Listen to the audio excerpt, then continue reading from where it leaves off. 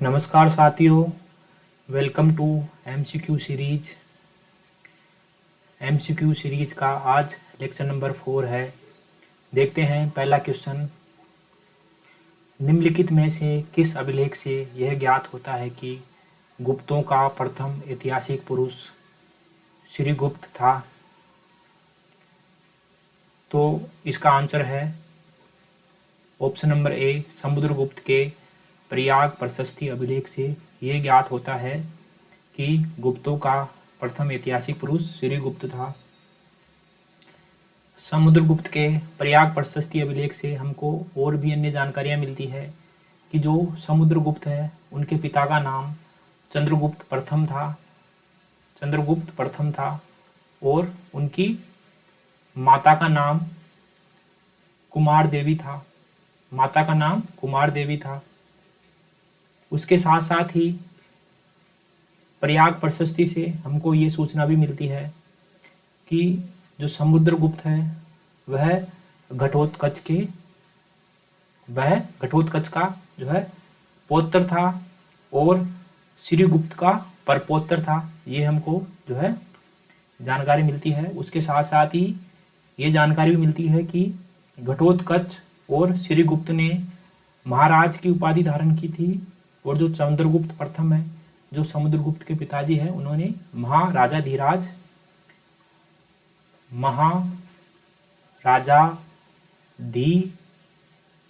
की उपाधि धारण की थी। तो ये हमको जानकारी प्राप्त होती है समुद्रगुप्त के प्रयाग प्रशस्ति अभिलेख से। चलते हैं अगले क्वेश्चन की तरफ। क्वेश्चन नंबर 2 है, निम्नलिखित कथनों पर विचार कीजिए। स्टेटमेंट फर्स्ट है, गुप्त शासकों ने अपनी राजनीतिक स्थिति को मजबूत करने के लिए वैवाहिक संबंधों का सहारा लिया। एकदम सही बात है। दूसरा, इसका कारण है चंद्रगुप्त प्रथम ने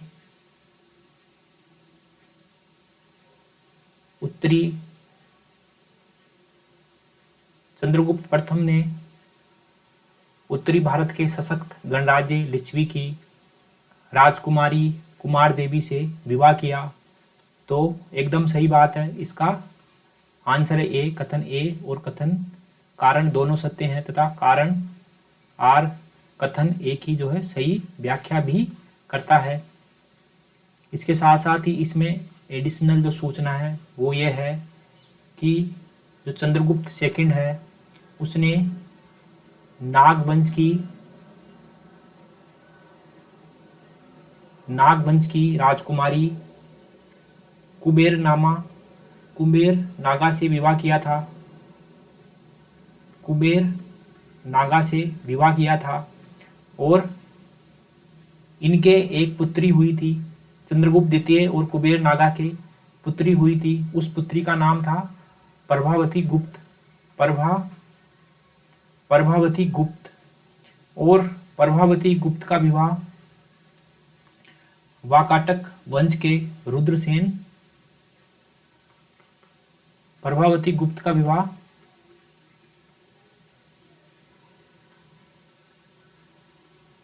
वाकाटक वंश के रुद्रसेन द्वितीय से हुआ था। रुद्रसेन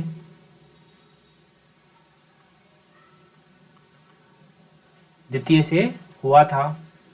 तो जो हमारे स्टेटमेंट है और इसका कारण दोनों सही है कि गुप्त शासकों ने अपनी राजनीतिक स्थिति को मजबूत करने के लिए वैवाहिक संबंधों का सहारा लिया था और इसका जो है कारण है कि चंद्रगुप्त प्रथम ने उत्तरी भारत के सशक्त गणराज्य की जो लिच्छवी राजकुमारी है कुमार देवी, उससे विवाह किया था और चंद्रगुप्त प्रथम और कुमार देवी का जो पुत्र है उसका नाम समुद्रगुप्त है, जो हमको पता है कि बहुत बड़ा सम्राट बाद में बना था।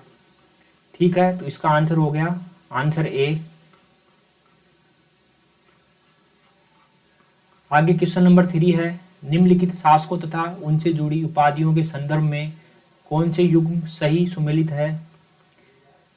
पुलकेशिन द्वितीय ने जो है परमेश्वर की उपाधि ली थी। सही बात है। जब हर्षवर्धन को हराया था तो पुलकेशिन द्वितीय ने परमेश्वर की उपाधि ली थी। महेंद्र वर्मन महेंद्र वर्मन प्रथम ने जो है वातापी कोंडा की उपाधि ली थी, ये गलत है। तीसरा है कांचीकोड ने विक्रमादित्य द्वितीय की उपाधि ली थी, ये सही है।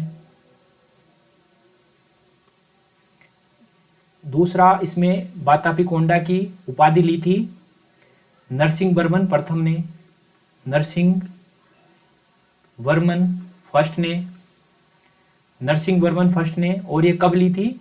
ये ली थी जो है पुलकेशिन द्वितीय को हराने के बाद वातापी कोंडा की उपाधि धारण की थी नरसिंह वर्मन प्रथम ने। तो इसका आंसर हो गया 1 और 3, और 1 और 3 हमारा ऑप्शन नंबर बी में आता है। ठीक है, आगे चलते हैं क्वेश्चन नंबर 4 की तरफ। निम्नलिखित गुप्तोत्तर कालीन राजवंशों एवं उनके संस्थापकों के संदर्भ में कौन से युग्म सही सुमेलित है? पहला है वाकाटक वंश, इनके संस्थापक प्रवरसेन प्रथम दिए गए हैं जो कि गलत है। इनके वाकाटक वंश के संस्थापक हैं विंध्य शक्ति, विंध्य शक्ति, विंध्य शक्ति। तो ये ऑप्शन गलत हो गया।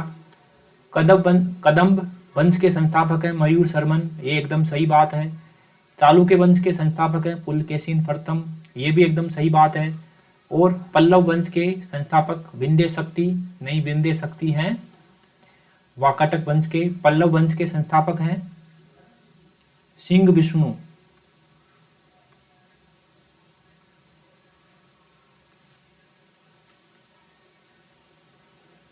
ठीक है, तो कौन से युग्म सही सुमेलित हैं? तो युग्म 2 और 4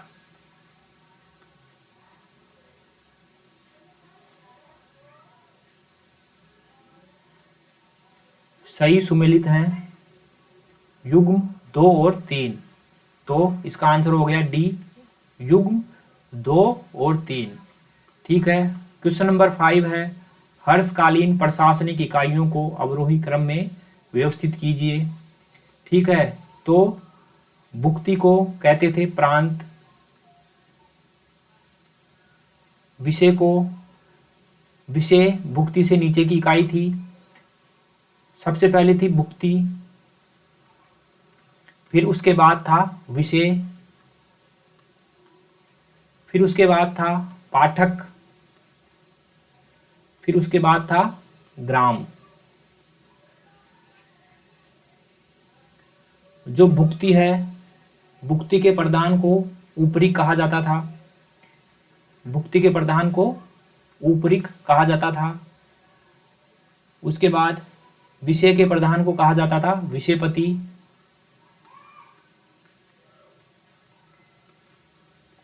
ठीक है, तो हम देखते हैं इसमें 1, 3, 2 और 4, 1, 3, 2 और 4, ये ऑप्शन सी, इसका ऑप्शन सी सही होगा। क्वेश्चन नंबर 6 है प्राचीन काल में ब्रह्मदेव के संदर्भ में निम्नलिखित में से कौन से कथन सही है? तो ऑप्शन स्टेटमेंट 1 है, यह निःशुल्क अनुदान में दी गई भूमि होती थी, एकदम सही बात है। तो ऑप्शन 1 सही है। तो ऑप्शन 1 इसमें भी है, इसमें भी है, इसमें भी है, लेकिन इसमें नहीं है, तो हमारा ऑप्शन सी कट गया। उसके बाद देखते हैं यह भूमि स्थायी तौर पर दी जाती थी, ये भी सही है।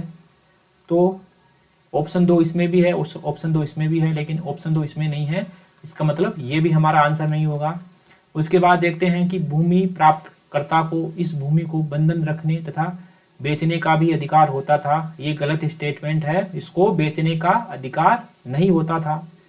तो तीसरा ऑप्शन भी कट गया, तो हमारा आंसर होगा ऑप्शन नंबर ए। संगमकालीन समाज के विषय में निम्नलिखित में से कौन सा कथन सत्य नहीं है? संगमकालीन समाज के बारे में हमको डिस्कस करना है और उसमें देखना है कि कौन सा कथन सही नहीं है। सुदूर दक्षिण का समाज मुख्यतः कुट्टी प्रथा, वंश परंपरा पर आधारित था, एकदम सही बात है। संगमकालीन समाज में वीर पूजा की भावना प्रबल थी, एकदम सही बात है। युद्ध मैदान में मरने वाले योद्धा का स्मारक बनाया जाता था, एकदम सही बात है। समाज में वैदिक यज्ञों का प्रचलन नहीं था, ये गलत बात है। उस समय जो है वैदिक यज्ञों का जो है प्रचलन हुआ करता था, यज्ञ किया करते थे संगमकालीन समाज के लोग। ठीक है, तो हमको गलत स्टेटमेंट इसमें छांटना है, तो गलत स्टेटमेंट है ऑप्शन नंबर डी, तो हमारा आंसर हो गया option number D. Question number 8 है, प्रतिपदा पंचिका निम्नलिखित में से किस ग्रंथ पर एक टीका है? तो प्रतिपदा पंचिका अर्थशास्त्र, जिसको कौटिल्य ने लिखा था, अर्थशास्त्र, उस पर एक टीका है और इसके लेखक का नाम है भट्ट स्वामी। तो इसमें अर्थशास्त्र ऑप्शन नंबर सी आ गया आंसर। क्वेश्चन नंबर 9 है, निम्नलिखित में से कौन सी कृतियां महान बौद्ध विद्वान अश्वघोष की है? अश्वघोष की कौन कौन सी कृतियां हैं? सौंदरानंद, ये अश्वघोष की कृति है। सारीपुत्र प्रकरण, ये भी अश्वघोष की कृति है। और बुद्ध चरित्र, ये भी अश्वघोष की कृति है। तो इसका ऑप्शन नंबर बी सही हो गया।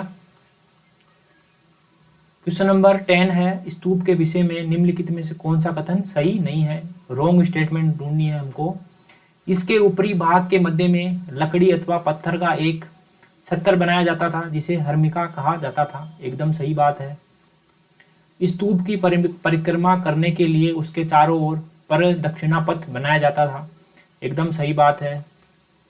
प्रदक्षिणा पथ को घेरते हुए लकड़ी अथवा पत्थर की चार दीवारी बनाई जाती थी, जिसे वेदिका कहते हैं, ये भी सही बात है। और इसमें गर्भगृह होता था, गर्भगृह मंदिर में होता था, इसमें जो है स्तूपों में गर्भगृह नहीं होता है। तो हमको रॉन्ग स्टेटमेंट छांटनी है और डी ऑप्शन हमारा गलत है, तो इसका आंसर डी आ गया। ठीक है साथियों, एमसीक्यू सीरीज का ये लेक्चर भी यहीं समाप्त होता है। मिलते हैं नए लेक्चर के साथ, तब तक के लिए थैंक यू वेरी मच।